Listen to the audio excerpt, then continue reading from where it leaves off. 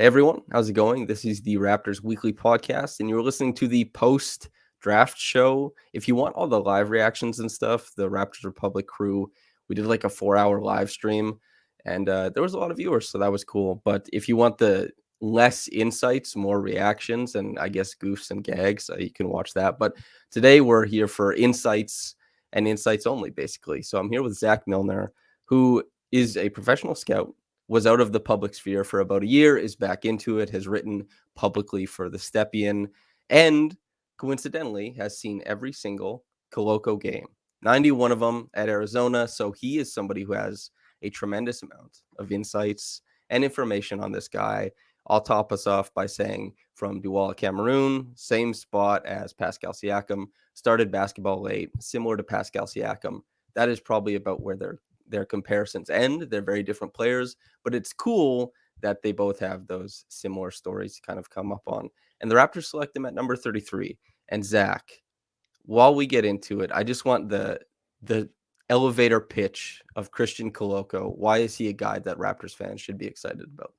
Yeah, so Raptor fans should be excited about him because the defense was already so good last year, and you knew they were looking for like big. It made sense for them to get some more bench minutes from a big, and he really dominated on defense in college. Arizona was one of the best defensive teams in the country, and he was a big reason why.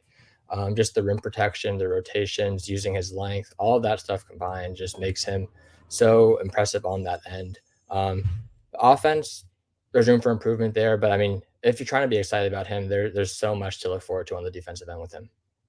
Okay, and when we talk about a guy really popping on defense, how do you parse through as a scout a guy who's good defensively for the collegiate level who may not track at the NBA level, and then identifying a guy like Koloko who you're supposed to say, okay, this guy is going to defend, hopefully not just at a decent level, but a high level at the NBA as well. Yeah, so in college, there's a lot of guards who aren't as dynamic as there are in the NBA. So you don't need as much mobility in college as you do in the NBA. And you can get by it. There's obviously some bigs in the NBA that aren't as mobile either. But yeah, in college, just there's not as dynamic guards, so it makes it easier for bigs to defend. But yeah, Koloko going to the NBA level, he's pretty mobile for a big. I mean, if you want to compare him to like let's say Mark Williams and Walker Kessler, out of those three, he is probably the one who has the best movement skills out of the three. But yeah, so just separating college and NBA, I think a lot of it does come down to movement, but there's also different kind of pick and roll coverages and how teams are going to take advantage of that. NBA is also a much faster game. There's more athletes, so you have to have quicker reactions time. Better feel, all that kind of stuff. Okay, so when we talk about pick and roll coverages, which I think is the starting point for big men conversation, always on the defensive side of the floor, the Raptors, they played a lot of different coverages. Like Precious Achua played at quite a few different levels of the screen. He switched. They did some switch to blitz. They hedged. They did basically everything. But drop was mostly Kem Birch and with middling effects. But that's because Kem Birch is while he's seen as a defender, that's the number one thing with him as a big. He's not dominant, and he's also dealing with injuries. So the Raptors didn't find much success in drop.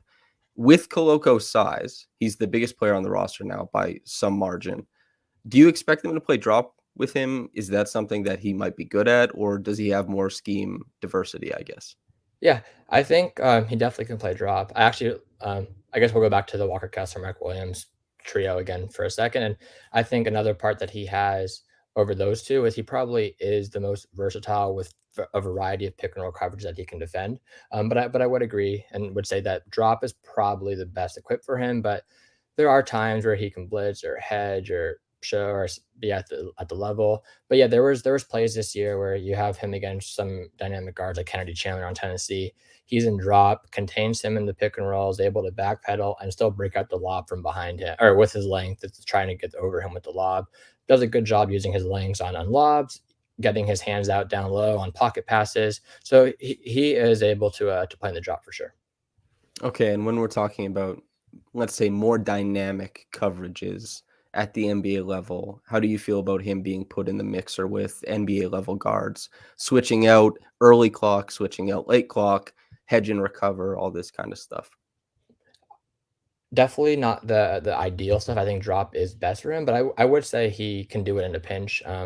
Not sure I would want it most early in the shot clock. Maybe he gets there on certain players he can. I wouldn't do it on like the dynamic guards, but in the UCLA game this year, they have like a big wing, Jaime Jaquez, who's not the most athletic guy, but he's still a ball handling wing, and he was able to actually do a really good job defending him on switches throughout the game.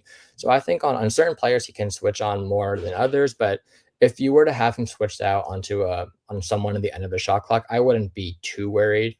I mean, obviously in the NBA, offense sometimes just beats good defense, but he should be able to hold his own to a certain respect. But if you want to bring out some hedges and recovers, he's pretty solid there.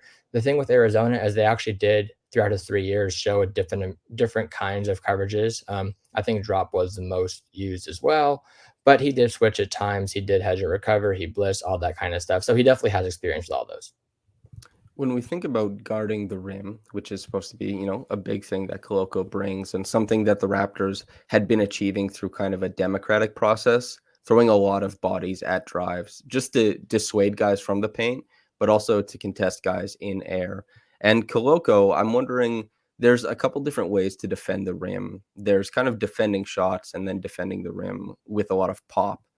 You sent me a few clips where like Koloko's tracking back and blocking a lob, and that's right in front of the rim, beating guys there. But as far as just being an obstacle, if we're talking about drop defense, being that pressure point in front of a guy's face and stuff like that, what does he look like guarding shots in the intermediate range and then challenging, let's say, athletic guys at the rim to kind of reject those in the classic shot blocker style? Yeah.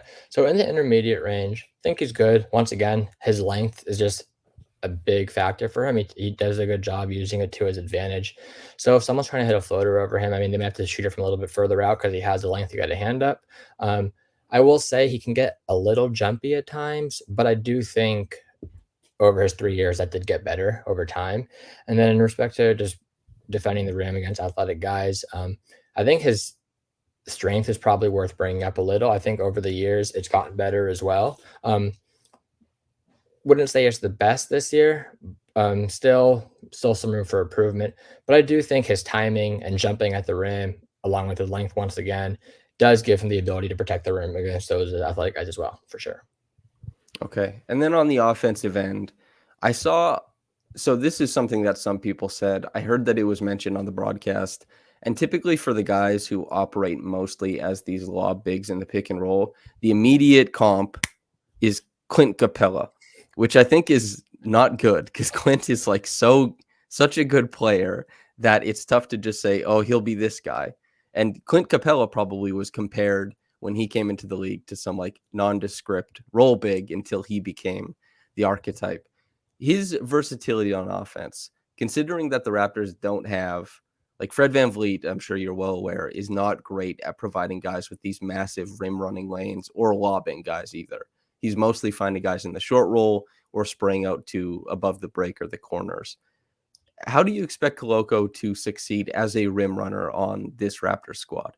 Yeah, so as much as I like the defensive fit, the offense is sort of where I am a little worried. Seems like they were improving his strength, but not really addressing the offensive side too much. But I mean, in the early second round, you can't get too critical there. I mean, if he's able to give good minutes, he's able to give good minutes. But yeah, the offense is a concern. The first and second year at Arizona, he struggled catching balls. Like he would drop a lot of balls and wasn't really a threat at all. This year, he improved his hands a lot, was able to catch lobs. He was a good play finisher on lobs. I would say though, like when he catches the ball on the ground, sometimes like it's a win for the defense. He doesn't have the best touch. The decision making isn't the worst, but it's not good either. I think like they would sometimes throw doubles at him when he had the ball in the post, and that's not going to happen at the NBA level. But if he knew a double was coming, he could make the right pass out of it. But if he was caught off guard by the double, he would either turn it over or he would take 3 seconds before making the right play. So I think the decision making could use some improvements. But yeah, the offense and as a role guy, I think with him, my hope for him where he got drafted to at least make him viable in offense was to get him with a dynamic guard who was able to put pressure on the rim and draw the defense to them around shooters so he can be used as a lob threat. That was, I think, the ideal way for him, because without that, I mean, he's pretty much just a guy you want to put in the dunker spot, and that could get pretty clunky on offense. Of the high usage pick and roll guards in the NBA, do you know which high usage guard puts the least amount of pressure on the rim? You can say it. I'm not going to. It's Fred VanVleet. He's not going to put pressure on the rim. So that is something that I thought was interesting. I guess some of this can be papered over by Pascal was getting way more pick and roll possessions as the season went on. It doubled in the playoffs. Like his frequency was quite high against the 76ers, and he was also quite efficient in that play type. I think he was above 80th percentile. And Pascal is like a pretty great table setter considering his size and his skill set. So I wonder how much they go to Koloko with Pascal in the pick and roll. I wonder if Malachi Flynn is able to, even though he was a pick and roll maestro, although he didn't do it through rim pressure and certainly doesn't do it through rim pressure. So I'm interested to see if they have any counters or combos. And then Scotty is pretty good at finding bigs in like those insane tight windows for hit aheads, for lobs and stuff like that. So I do wonder about that. But on Koloko's end, being able to scale up, I'm wondering about the jumper. And so in the star drill, 16 of 25 from three, 72% from the free throw line. Before we get into Koloko, I just want to ask you, do you believe in the super highway from free throw percentage to viable jump shooter that is often parroted? Like, I'm curious what you think. I think it's a decent indicator to use, but I think there's just a lot of stuff that take into account, and I think people can get carried away with it at times. So I mean, I do think it is a good indicator to use, and you don't want to use it too much. And like we've seen good shooters with not the best free throw percentages, and we've seen the other way around. So I think it is definitely a good indicator. I just wouldn't be like, oh, look, he shot this percent from the free throw line. He has potential to be a shooter. I'd want to look at a lot more, look at the form, look at the touch around the rim and all that kind of stuff. And going to form also, I'm not even someone who thinks you need the perfect form if the shot goes in, right? We've seen so many shooters over the years who don't even have good form if the shot goes in. I think it's more easy to criticize someone's form if they're not making shots, obviously.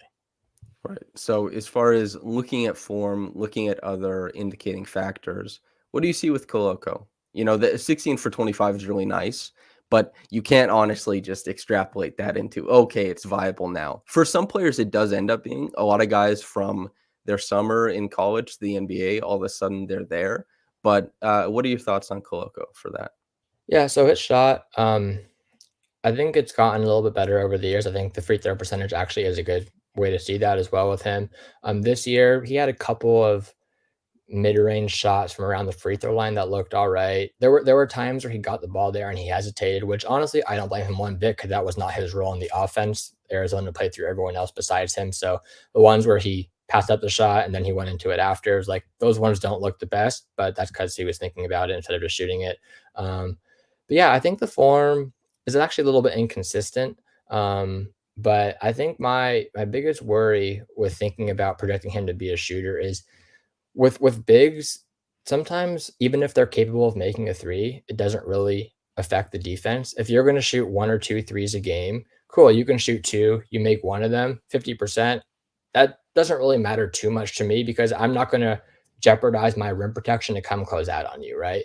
So I think the biggest thing when talking about shooters and projecting them, especially with bigs to the next level, is actually are they actually going to be meaningful enough to demand closeouts and make the defense actually worry about you. And I'm pretty skeptical that Koloko ever gets to that point because I still think he is a decent amount away from being a capable 3-point shooter. But I guess I wouldn't rule it out, but it's not something I'd bet on at all. The fake stretch big, the guy who takes 2 attempts per game, shoots like 42% over a 40-game sample. Jonas Valanciunas has done it like 4 seasons, and There's then so many it guys, dips. like, Yeah. there's Daniel Tice as well, like, Horford's not a fake stretch big, but there are times where teams aren't even closing out on Horford at times, so Mhm. why would they close out on other people, right? It's just so much easier to have your big around the basket protecting the paint unless you have, like, a few years ago, Brook Lopez was a perfect example of someone you would not leave open, and the volume was a big reason why, because he would just put him up without even thinking about it. Yeah. It's when I think about the Raptors and more of Koloko's fit, I want to know a couple things from your point of view is his screen craft. Like, how is he at opening up his guards to get free? Fred VanVleet, until he had those injury problems post All-Star break, was a guy points per possession on or points per chance on second spectrum was killing guys who went under and was killing with space, not at the rim, but as a jump shooter. And Pascal Siakam is a guy who likes to clear his guy, keep him on the hip, and get downhill. So good screen setting will loom large. That will be important to kind of supply the best players on the roster. So I'm curious what you think about his craft as far as that goes. Yeah, so I don't think he seeks contact on screens. Um, Mm, but he sort of just stands there. Sometimes he shies away from the contact, but there are times where he also just stands there and makes good contact and it opens up the guard. So I'd say I'm probably somewhere in the middle with him, probably a neutral screen guy. Not ideal. Um, Definitely can use improvement there. But one thing I will say with that is I think we've seen some bigs over the years um, make a pretty rapid growth in screening compared to their international film or their college film. It does seem like it's one that is easier to improve on compared to other skills. So I think there is room for optimism there. I think when it comes to, or another thing about him as well is even though he might shy away from contact at times, I think when defenses show different coverages, I think he throws some slips in as well when the situation calls for it, which is good. He's not just doing a slip every time or not just standing there every time. He actually mixes it in, which is great. What's it called? As for flipping his hips on the screens, don't really see that too often to open up the guard, but I think there's a chance that that could have been because of how Arizona's offense was a lot. They were a lot of just side pick and rolls and going towards the middle. And they did a lot of DHOs as well, where they'd have some guy coming off the DHO. He either give it to them or if the defense is denying, he would keep it. Then there's another guy coming off and they'd have an opening there. So I'd say that the flipping the hips for screens might have been more how the team was more than him, but I'm not 100% sure on that part. When I think about the Raptors, I think about weave action. I think about a lot of dribble handoffs above the break. And whether it was Chris Boucher, Thaddeus Young, Precious Achua, Pascal, they had their guys who, profile is bigger, Scotty as well, do that. So it's comforting to hear that he was running a lot of DHOs. Was he somebody that, like, if he passes on the DHO and tries to transition to the next handoff, could he be jumped? Or is he somebody that you trusted above? Let's say there's like 50 seconds left in the game. They're trying to run an action. He puts the ball on the floor. Are you comfortable he can get it to the next guy? Not really, no. And I probably should have I should have probably clarified a little bit. A lot of his handoffs are more of like from a standstill. There are some DHOs as well. A lot of them are from a standstill though. So I guess not a DHO, there's no dribble. There were a little bit of DHOs in there, but you're not the most comfortable there. I would say with handoffs, with him just sitting on the wing or something with the ball in his hands without dribbling, running guys around him. You are comfortable with that though. Okay. And so this is going to lean on you as like the film guy. You've seen it. Nobody can go look this up. This isn't in the stats. Precious Achua was somebody who very clearly had like outlier skills as a dribbler. And while it's messy sometimes, and sometimes it can be a bit erratic, clearly there's a fluidity there to kind of, if you want to scale it up to be able to do more things, which we saw this past season, that ended up being something that he delivered on. Koloko, not we talked about the jump shot, the forum, but as far as like having a handle and being able to transport himself with the ball to places on the court, what are your thoughts on how that might improve, where it'll end up? Yeah, I would not expect much there at all. There was like a play or two this year. I actually posted one on Twitter earlier today where he got his hand in the passing lane and was able to dribble up the floor for a dunk and transition. But besides that, I don't really expect much from him. I don't even expect him to like grab a rebound and push it up himself.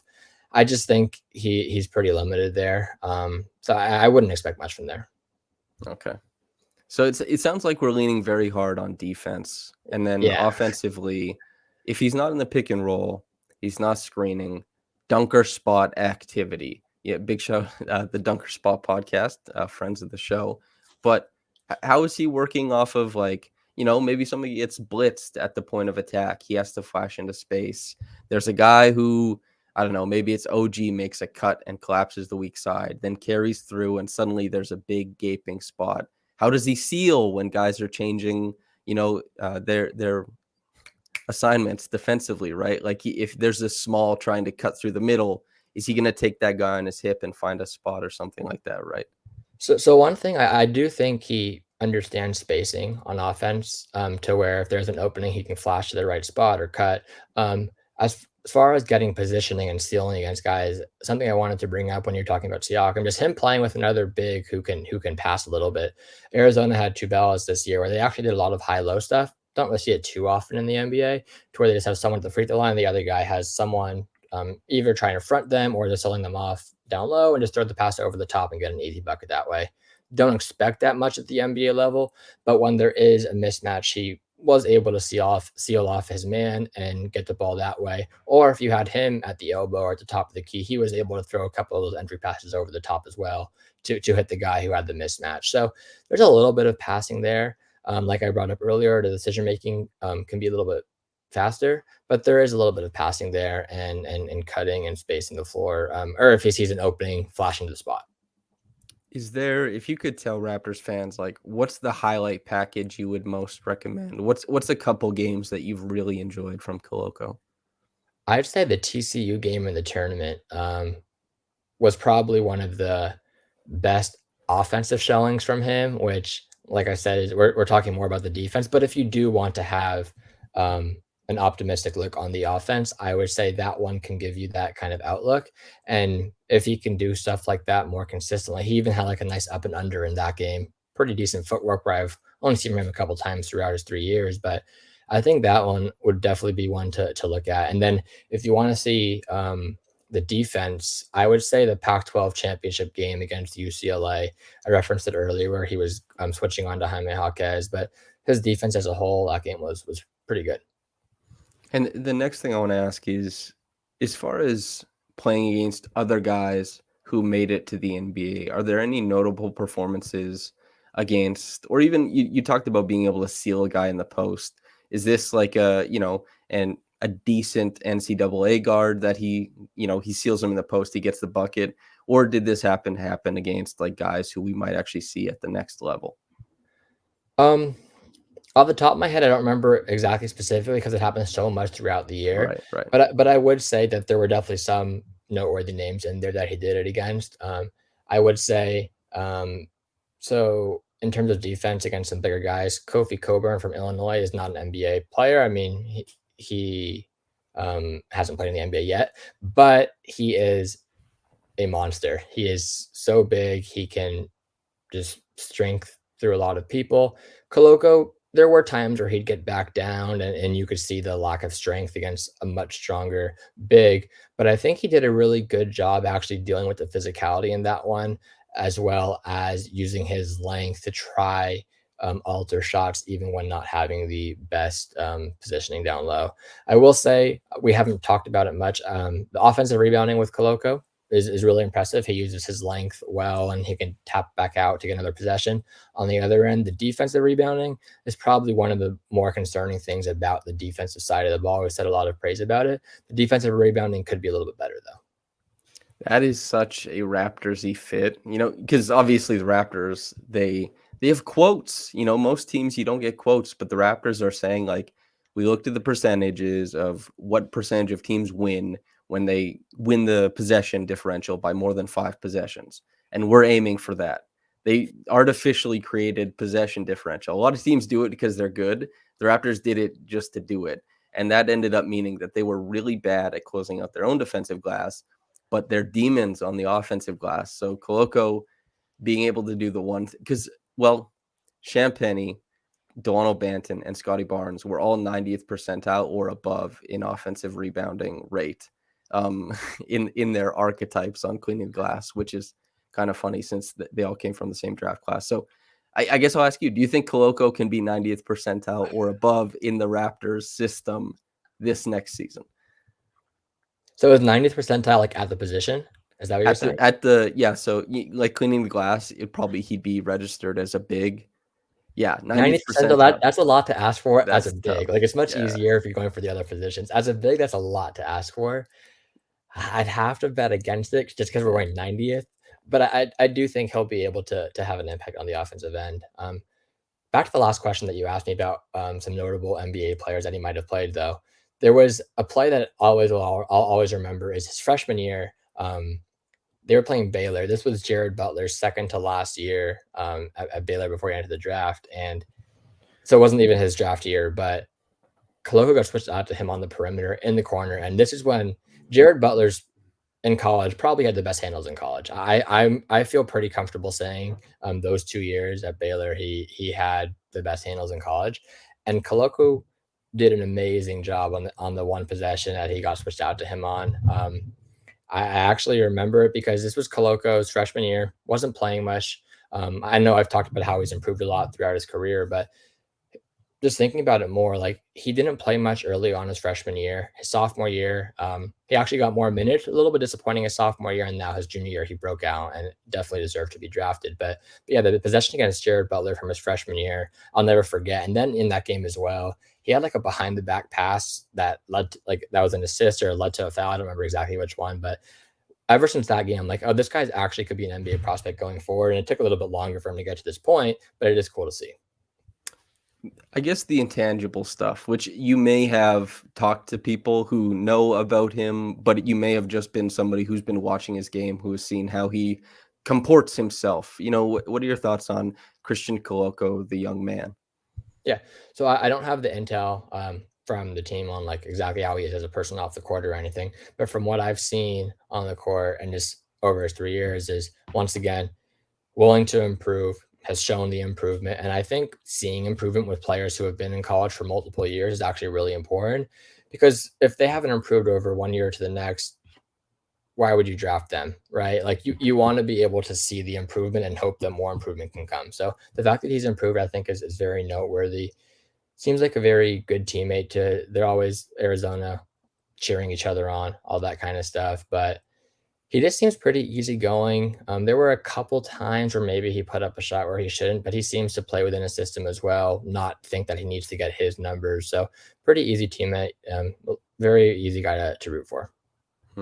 Seems like you have pretty good vibes in the because he's already started talking to a bunch of different people after being drafted by the Raptors, doing interviews and stuff like that, and seems like pretty chill. So that's nice to see. As far as what you think he'll become as an NBA player, projections are tough. So even just in the foggy vision of who you might expect Christian Koloko to end up as, what his game might look like in year 5, what are your thoughts on that? So like what he looks like in 5 years? Yeah. I think he can be a rotation big. If you can figure out how to incorporate him into an offense, whether it's making him be more of a threat or having a guard who can be a threat in the pick and roll with him.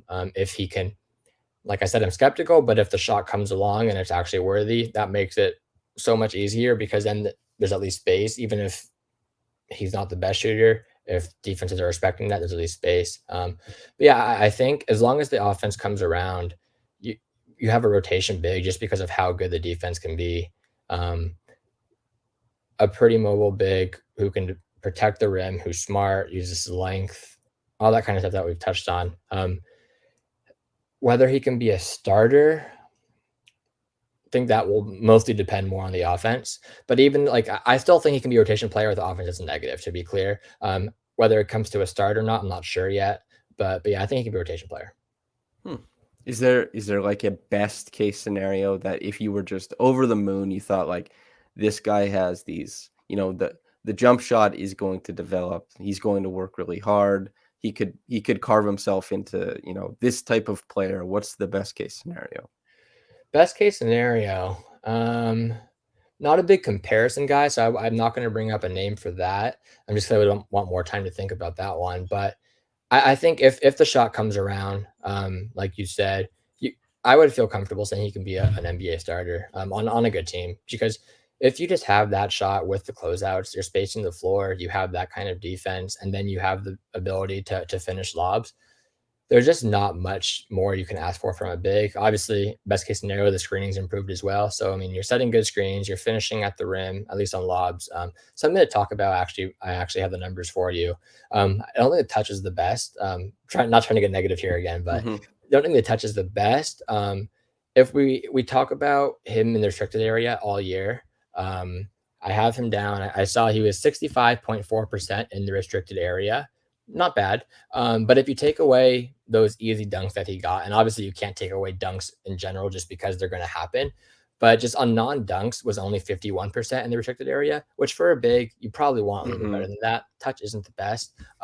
Yeah, going back to everything else, if he's able to finish lobs, set good screens, space the floor, and then combine that with everything he could do on defense, that's definitely a starting caliber player for sure. That's nice to hear. So I haven't really dug into the film yet. I mean, anybody who's watching this, the YouTube channel will have a breakdown from me once I do probably I have to watch a serious handful of games and kind of get familiar with more numbers. So, man, that might not be for a little while, but it sounds like a guy who really has a shot at a second contract and maybe more. And in the second round, that's, you're trying to make a guy that turns out to be an NBA player of consequence, not a star or anything like that. You take them when they come, but it sounds to me like the Raptors have found that guy. Are you confident with that? Yeah, I think that's fair to say. I am confident. And like we've talked about before, his defense really does fit how the Raptors want to play, and them just using him. Like I could see him giving some productive minutes his rookie season. I think it's always unfair to expect that from a rookie. But I could definitely see him providing value even this year, which would be great on the defensive end. And then yeah, if you get that in the second round, it's tough to hit a home run and find a star in the second round. So if you could just find a rotation player, you're happy with that pick, and there's definitely a chance that could be Koloko. That's yeah, the Raptors, if he fits defensively, the chances are he's gonna play even if the offense is not good. I've heard people say like they might expect him to eclipse double digit minutes per game. That's that's a lot. Delano Banton for a time got around like double digits, but then his role became much more solidified as like he might play, and if he does, it's between 5 to 9 minutes. But Delano Banton is a guy who's really, really limited providing any offense at the NBA level. And because he kind of fit the Raptors ethos, he played a lot of minutes in their funky lineups, being that, I guess Delano was like 6'8" and with not even a crazy wingspan, but he got minutes. So Koloko, if I had to, based on what I'm hearing, based on the little bit that I've seen, and also what Nick Nurse has said, I expect him to get minutes, but I also expect some G League time as well. If you were the Raptors 905 coach and you want to feature Koloko at the G League level and you want him to develop, what are you trying to do? I still think the best way for him, like, to develop is you want to put him in the role that he's going to be at the NBA level. Because I'm a little bit more skeptical on like the ball handling stuff. I don't really see that. I wouldn't want to ask him to do that at the G League level. I would want him to work on the screening, but then getting him with the guard who can get him the ball at the rim and do that kind of stuff that we've talked about before. So just having that kind of infrastructure around him in the G League could be beneficial for him at the NBA level. So that's what I'd hope to see him in the G League. But just getting the minutes and getting the reps, if he's not getting consistent minutes in the NBA, definitely would want him getting minutes in the G League. That's kind of like the Raptors' whole deal. Is they're like, we can take on some guys maybe earlier, maybe later, maybe undrafted, and kind of, with an eye on development for the league. We pay a little bit more attention to our G League team than a lot of people do. And, evidenced by everybody getting plucked who coaches their G League team ends up going elsewhere. But yeah, that's really, really encouraging to hear. For anybody who's listening at home or watching at home or whatever, what are your parting shots? If you haven't said it about Koloko, what would you say to them now? I'd say, I mean, Toronto fans are getting a really good defensive big and being able to get that kind of value in the second round. You can't ask for much more. You have a very good chance of getting a rotation player, whether it's just getting 10 to 15 minutes from him or getting more. It's up in the air, but you definitely have a chance of getting a rotation player who can provide a lot of value on the defensive end. Awesome. And for the people at home watching, listening, where can they find you if they want more Milner in their life? What do they do for that? Yeah, just follow me on Twitter, Zach Milner 13. I post a lot of basketball. That's pretty much all I talk about, whether it's the draft or the NBA. This past cycle, I didn't put out written content that wasn't on Twitter. I am going to do this for the next, unless I'm with a team, I'm going to do this for the next cycle. So I'll be back to writing more in depth stats on the 2023 class. So keep an eye out for that as well. But all of that, even the links to that, will be posted on Twitter. So just follow me at Zach Milner 13. Hell yeah. And if I can say to you, listener, viewer, That's a cosign from me. Zach, great guy. And a fun fact, 1995, October 2nd, 2 children were born. Me and this guy. So if you Incredible. got so if you got to the end of the podcast, fun fact for you. But Zach, thanks so much for coming on, man. Thanks for having me. Really glad to be here. Yeah, it's been a blast. Listener, viewer, thanks for tuning in. I hope you enjoyed it. Big shout out to Christian Koloko. Good luck on your forthcoming NBA career. And yeah, so take care out there. Have a blessed day and goodbye.